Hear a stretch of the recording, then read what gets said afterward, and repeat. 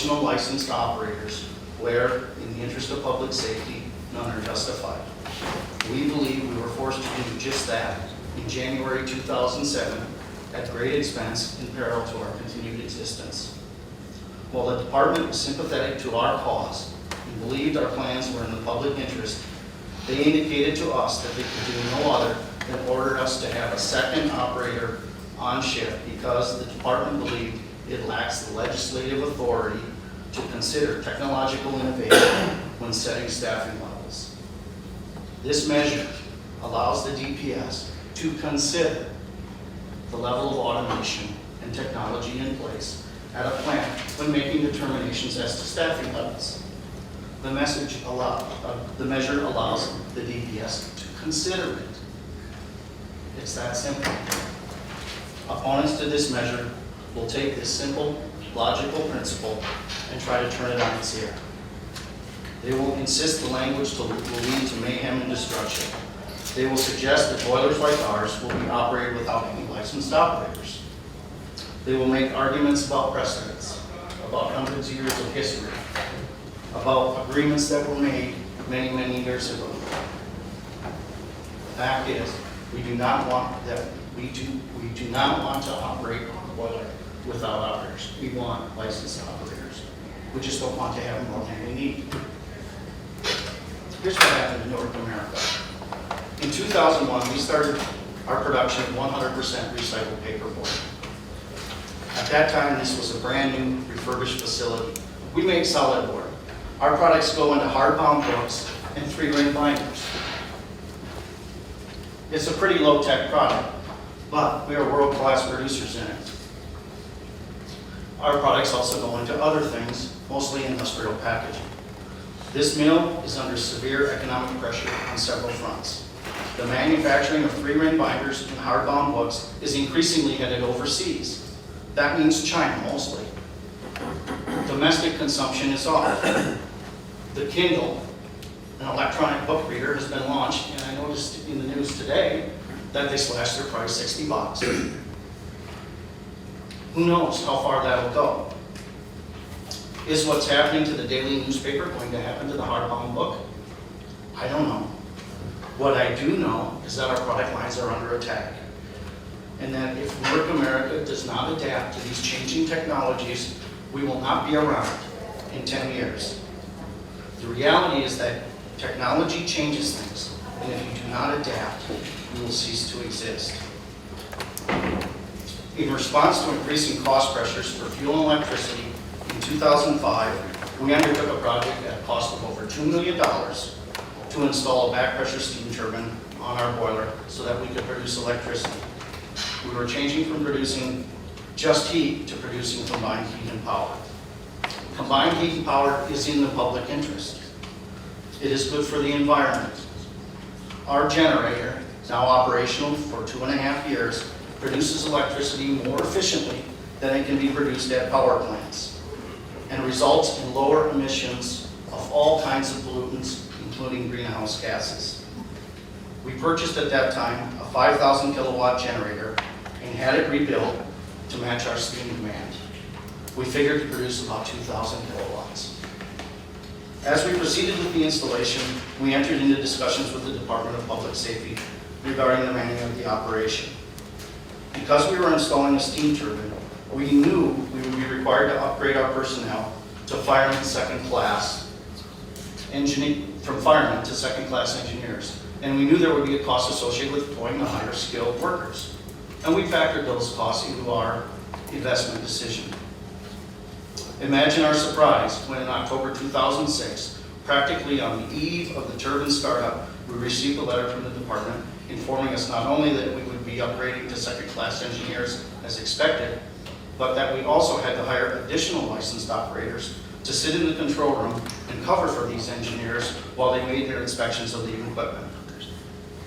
Some of you might be saying, well, had they known, they should have known. Let me explain. The Newark Group is no stranger to Massachusetts in the operation of high-pressure boilers.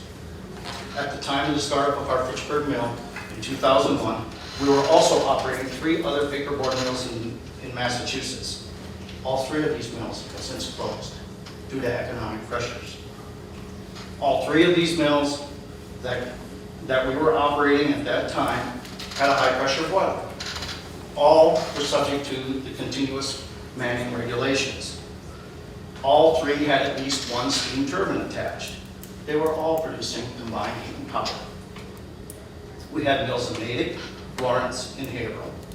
In total, we were recycling over 300,000 tons of recovered material, taking them out of our landfills. We had more than 300 direct employees, including a good number of licensed operators for our steam plants.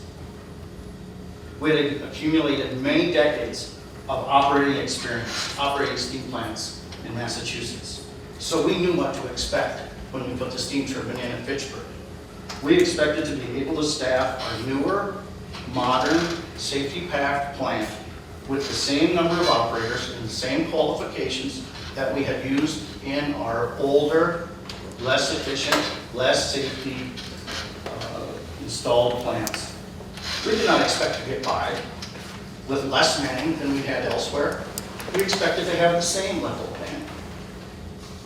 However, in October 2006, we received a letter saying the department has steadfastly held to the position that no control room operator is to leave the control room while manning boilers or turbines without being properly relieved of their duties.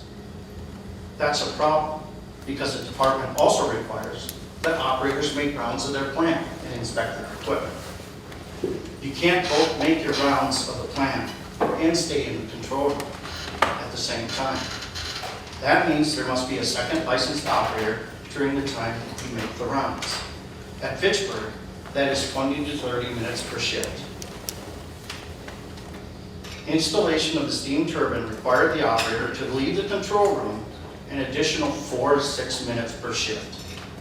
We were ordered to hire additional licensed persons, so he would be in the control room during these additional 4 to 6 minutes per shift.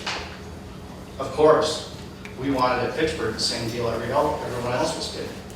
We were not required to relieve the licensed operator when we left the control room anywhere else, nor had we seen it done anywhere else in a similarly situated plant. We wanted to operate our steam plant with a turbine utilizing a single licensed operator during off shifts, just like we had done elsewhere and like we had done at Fitchburg prior to this turbine startup. Believing the issue was public safety, we sought to prove the Fitchburg steam plant had been and would continue to be operated safely while manning as we proposed. In the end, it turned out to be an issue. Turned out that the issue was not public safety, it was lack of legislative authority. We offered to bring in a second operator during turbine startups and shutdown. We pointed out the robustness of our automation systems, appurtenance monitoring systems, and safety shutdown equipment.